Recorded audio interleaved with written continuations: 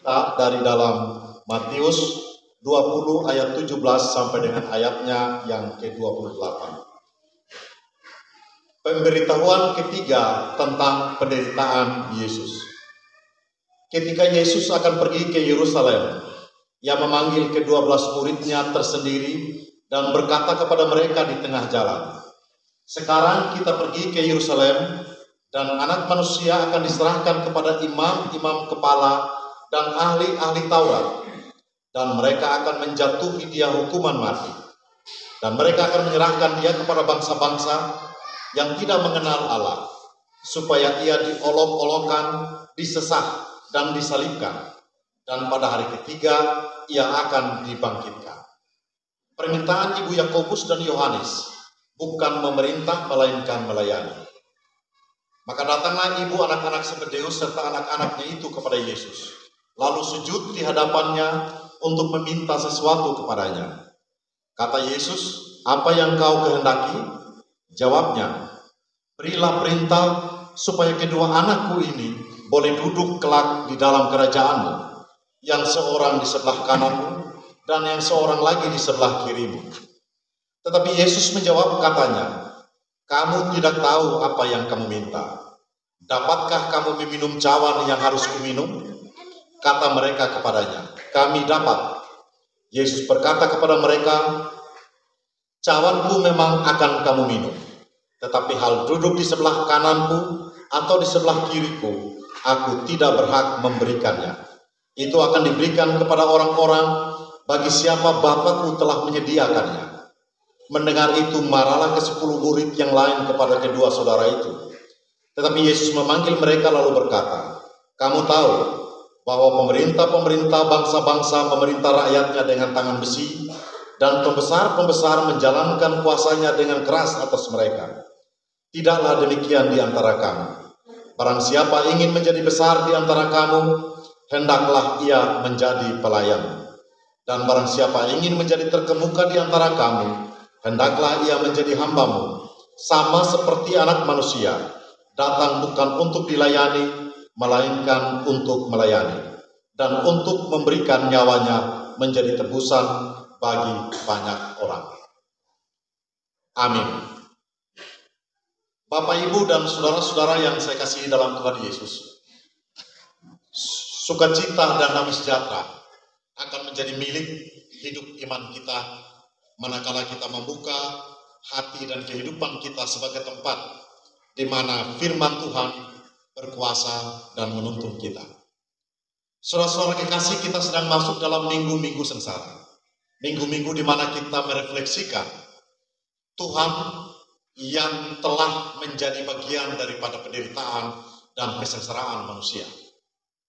Pada saat yang sama, kita juga merenungkan akan posisi kita sebagai orang-orang yang percaya, orang-orang yang disebut pengikut Kristus, orang-orang yang disebut orang Kristen. Begitu banyaknya kejadian yang terjadi, yang telah memporak-porandakan kekristenan itu sendiri.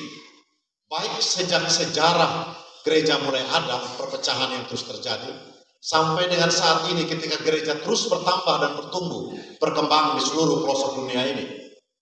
Kita bisa melihat dalam berbagai kejadian yang terjadi di tengah-tengah kehidupan masyarakat secara nasional. Orang-orang Kristen yang diharapkan dapat menjadi panutan, yang dapat menjadi garam dan terang di tengah-tengah situasi sosial politik kehidupan bernegara ini, bertumbangan satu demi satu. Banyak gereja yang kemudian pecah, membentuk kelompok-kelompok persekutuannya sendiri, dan kemudian hidup di atas kebenaran yang dia yakini paling benar. Kekristenan ada di persimpangan jalan. Hidup dan iman kita pun harus memilih. Kita ada di jalan yang mana. Bapak, Ibu, dan saudara, pemberitahuan ketiga tentang penderitaan Tuhan Yesus datang bukan hanya kepada para muridnya pada waktu itu, ribuan tahun yang lalu, tetapi juga pemberitahuan itu datang di tengah-tengah kehidupan kita sebagai orang Kristen pada masa kini. Pemberitahuan penderitaan itu ingin mengajak kita untuk merenungkan banyak hal yang menjadi hakikat, yang menjadi bagian daripada kekristenan kita, jati diri dan identitas kita sebagai orang Kristen. Siapakah saya? Siapakah Bapak, Ibu, dan saudara kekasih di hadapan Tuhan? Kita tidak jauh berbeda dengan kisah para rasul pada waktu itu. Kita tidak jauh berbeda dengan para murid. Kita tidak jauh berbeda dengan ibu daripada murid-murid yang datang menjumpai Yesus dan meminta jabatan dan kuasa kepada Yesus pada waktu itu. Konteks yang terjadi dalam perikop yang kita baca memberikan beberapa catatan penting dalam hidup iman dan refleksi beriman kita pada saat ini sebagai sebuah persidangan klasis, persidangan gerejawi di wilayah Kebundung ini. Yang pertama, orang Kristen dan gereja harus tetap ada dan hidup di dalam perkara Tuhan. Apa yang disebut dengan perkara Tuhan? Perkara Tuhan itu adalah ketika Tuhan melakukan sesuatu menyelamatkan kehidupan dan dunia ini. Pemberitaan ketiga itu adalah perkara Tuhan. Penderitaan daripada Yesus adalah perkara Tuhan. Penyaliban Yesus adalah perkara Tuhan.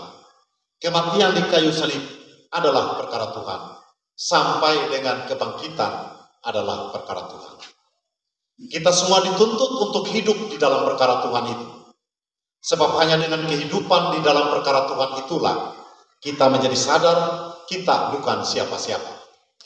Kita hanyalah orang-orang yang mendapatkan belas kasihan dan anugerah semata daripada Tuhan yang Maha Kasih itu. Itu catatan yang paling pertama. Catatan yang kedua adalah keputusan dan kehendak Tuhan. Kita harus hidup di bawah keputusan dan kehendak Tuhan. Hal yang mungkin tidak disadari oleh ibu anak-anak Zebedeus. Dia datang dan meminta jabatan kepada Yesus. Kalau kita mencerna dengan baik, bagian Alkitab ini sebenarnya adalah peristiwa pemahaman tentang politik. Ibu daripada anak-anak Zebedeus atau istri Zebedeus ini sebenarnya adalah orang yang berpikir secara politis, kekuasaan, jabatan, dan kedudukan. Dia datang kepada Yesus dan dia memandang Yesus adalah sebagai seorang pemimpin, pelopor yang akan memimpin Israel dalam atau Yahudi di dalam pemberontakan terhadap Romawi. Karena itu dia berkata kepada Yesus, berilah perintah supaya kedua anakku ini duduk di sebelah kanan dan sebelah kirimu. Tetapi apa kata Yesus? Kamu tidak mengerti yang kamu minta. Artinya, saudara-saudara kekasih, bahwa ibu anak-anak Zebedeus tidak memahami tentang keputusan dan kehendak Tuhan. Keputusan dan kehendak Tuhan itu bukanlah sebuah keputusan politik, bukan sebuah kehendak untuk berkuasa sebagaimana pimpinan-pimpinan dalam ukuran lembaga manusia. Tidak demikian. Yang dimaksudkan di dalam penyelamatan dan keberadaan Yesus itu adalah pimpinan, keputusan, dan kehendak daripada Allah. Siapa yang akan memutuskan yang duduk di sebelah kanan dan kiri? Yesus sendiri pun dalam batas kemanusiaan mengatakan, bukan aku yang akan memutuskan itu, tetapi kepada mereka yang kepadanya Tuhan berkenan, maka kepadanya juga yang akan didudukkan atau ditempatkan pada posisi kanan dan kiri daripada Tuhan. Saudara-saudara, kadang-kadang di dalam kehidupan kita, di dalam kehidupan sebagai gereja, kita seringkali mendahului keputusan dan kehendak Tuhan. Kita seringkali merasakan bahwa keputusan dan kehendak kita itu adalah yang terbaik. Dan karena itu kita tidak cukup untuk masuk dan hidup di dalam keputusan dan kehendak Tuhan. Percakapan ini, pemberitaan perikop yang kita baca ini mengingatkan saudara-saudara akan hal itu. Sebagai bagian daripada pekerjaan dan karya Tuhan, sebagai bagian daripada mandat Allah yang diberikan kepada kita, gereja pada masa kini, tidak ada seorang pun yang dapat melaksanakan tugas hidupnya tanpa tunduk dan patuh, serta hidup di bawah keputusan dan kehendak Tuhan. Catatan yang ketiga, Bapak Ibu Saudara, mampukah kamu untuk meminum dari cawan? Itu adalah pertanyaan Yesus. Mereka bilang mampu. tetapi mereka tidak mengerti. Yesus mengatakan, ya, kamu memang akan tetap minum dari cawan. Cawan pada bagian ini, dalam catatan firman Tuhan ini, adalah tantangan dan situasi hidup yang tidak mudah yang akan dihadapi oleh orang Kristen. Minum dari cawan Yesus berarti mengambil bagian di dalam penderitaan dan cawan yang harus dilewati oleh Yesus. Minum dari cawan Yesus itu adalah sebuah simbol daripada peperangan terhadap segala perbudakan dosa. Peperangan terhadap segala hal yang melawan kehendak Allah. Peperangan dan perjuangan untuk hidup di dalam pimpinan dan kuasa Tuhan. Dan yang terutama, keyakinan untuk tetap hidup bahwa segala sesuatunya tidak ada satupun yang dapat mengalahkan kuasa dan kemuliaan Tuhan. Cawan simbol daripada perjuangan, cawan simbol daripada penderitaan. Dan saya percaya sebagai bagian daripada gereja, kita pun akan melewati hal-hal yang demikian. Ada banyak hal yang mungkin tidak menyenangkan, ada banyak hal yang mungkin tidak menenteramkan, banyak hal yang mungkin menciptakan keluhan di antara kita. Bahkan lebih jauh daripada itu, yang mungkin paling tahu adalah kita dengan Tuhan. Tetapi itu bukan sebuah hal yang baru. Itu adalah sesuatu yang dari sananya sudah disampaikan dan diingatkan oleh Tuhan. Kamu pun akan minum cawan itu. Maka situasi itu adalah situasi yang sudah pasti kita akan lewati sebagai gereja. Persoalannya adalah, mampukah kita melewati situasi itu? Mampukah kita akan menjadi seperti Yesus yang mengambil cawan itu, menjalani itu dengan ikhlas, tetapi pada akhirnya Tuhan memberikan kemenangan dan kemuliaan. Itu catatan yang paling mendasar dalam hidup dan perjuangan kita sebagai orang Kristen. Yang ketiga, yang keempat, Bapak Ibu dan Saudara kekasih, catatan yang keempat itu adalah jabatan dan kekuasaan. Jabatan dan kekuasaan itu bukan hanya ada dalam lembaga-lembaga pemerintahan atau lembaga politik. Jabatan dan kekuasaan itu juga ada dalam lembaga gereja. Praktek-praktek kekuasaan seperti yang digambarkan Yesus, bahwa pemimpin-pemimpin bangsa-bangsa ini akan memimpin dengan tangan besi, akan melakukan penindasan, akan melakukan berbagai hal yang menindas orang lain, memerintah bangsa-bangsa dengan tangan besi, menjalankan kuasanya dengan keras atas mereka. Itu adalah bayangan bagi pemerintahan duniawi yang digambarkan oleh Yesus. Apakah dalam kehidupan bergereja kita tidak melakukan hal yang demikian? Ada kecenderungan yang terjadi pada masa kini, bahwa jabatan gereja itu menjadi sebuah perjuangan. Jabatan gereja itu menjadi sebuah mimpi. Jabatan gereja menjadi sebuah perebutan, yang akhirnya membuat gereja tidak ada sedikit pun pembeda dengan dunia politik. Gereja boleh mengkritisi tentang kehidupan politik praktis, partai-partai, dan para politisi, para pendeta, guru Injil, kaum awam, warga jemaat, Kristen, gereja, dengan tegas akan mengatakan itu atas nama Alkitab, atas nama Tuhan, mengkritisi itu. Tetapi pada saat yang sama, praktek-praktek penindasan, praktek-praktek penguasaan, pemerintahan-pemerintahan yang sesuka hati, banyak dipraktekkan di dalam hidup sebagai gereja. Jangan kaget kalau dalam suksesi kepemimpinan gereja, termasuk di GKS, itu trik-trik politik seperti yang ada di partai politik itu sudah menjadi sebuah seni. Jangan kaget untuk hal itu. Jabatan-jabatan menjadi rebutan, yang pada akhirnya ketika sudah ada dalam posisi jabatan, maka yang diterapkan itu adalah style kepemimpinan seakan-akan sebagai seorang pejabat, gubernur, bupati, dan sebagainya. Protokoler diterapkan.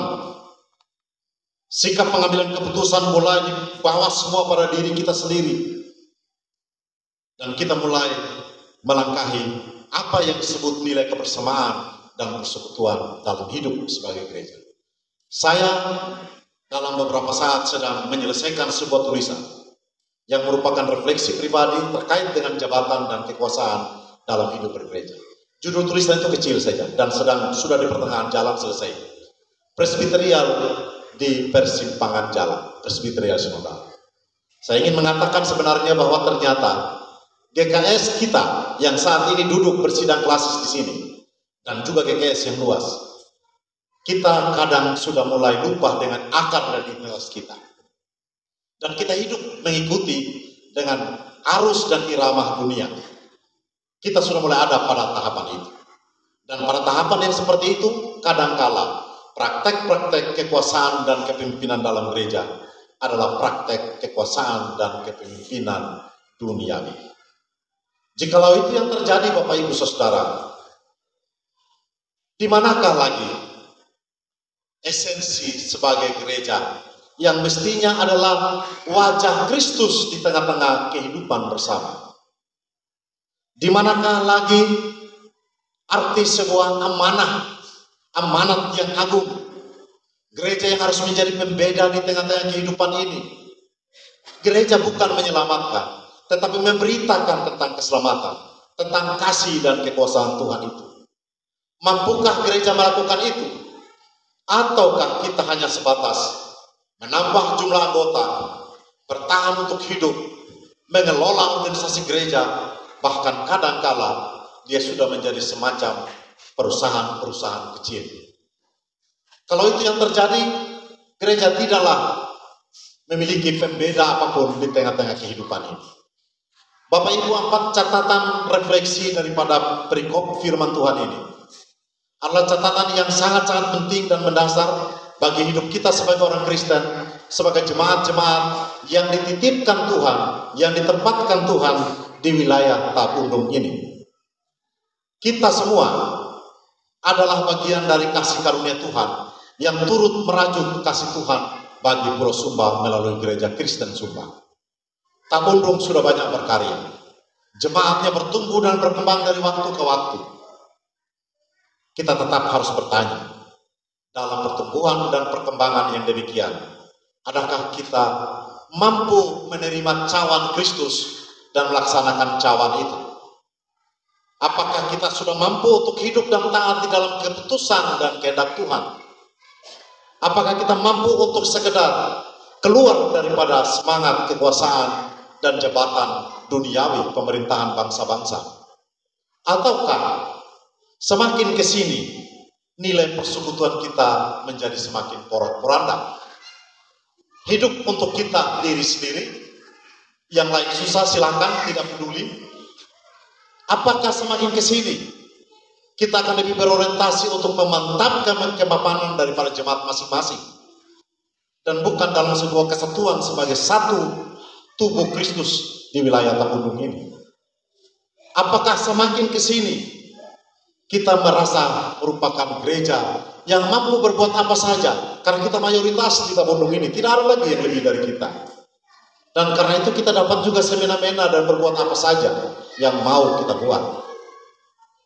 Apakah kita semakin ke sini sadar bahwa kita menerapkan pola-pola pemerintahan, pola organisasi, semangat-semangat kekuasaan dan jabatan duniawi, ataukah kekuasaan dan jabatan surgawi? Itu pertanyaan-pertanyaan, dan itu sekaligus adalah penuntun bagi kita di dalam kita menjalankan semua kegiatan berklasis dari hari ini sampai dengan selesai. Kiranya Tuhan memberkati, memberikan hikmat-Nya bagi kita semua, agar kita mampu menempatkan diri, senantiasa membentuk diri sebagai orang Kristen yang diharapkan oleh Tuhan, yang dimimpikan dan yang diinginkan oleh Tuhan itu sendiri. Seperti halnya Tuhan mempersiapkan para murid-Nya, seperti halnya Tuhan menasihati ibu dari anak-anak Zebedeus, orang-orang yang ada dalam konteks itu. Saat ini juga Tuhan sedang mempersiapkan kita semua. Tuhan sedang menasihati kita semua. Tuhan memberkati kita. Amin.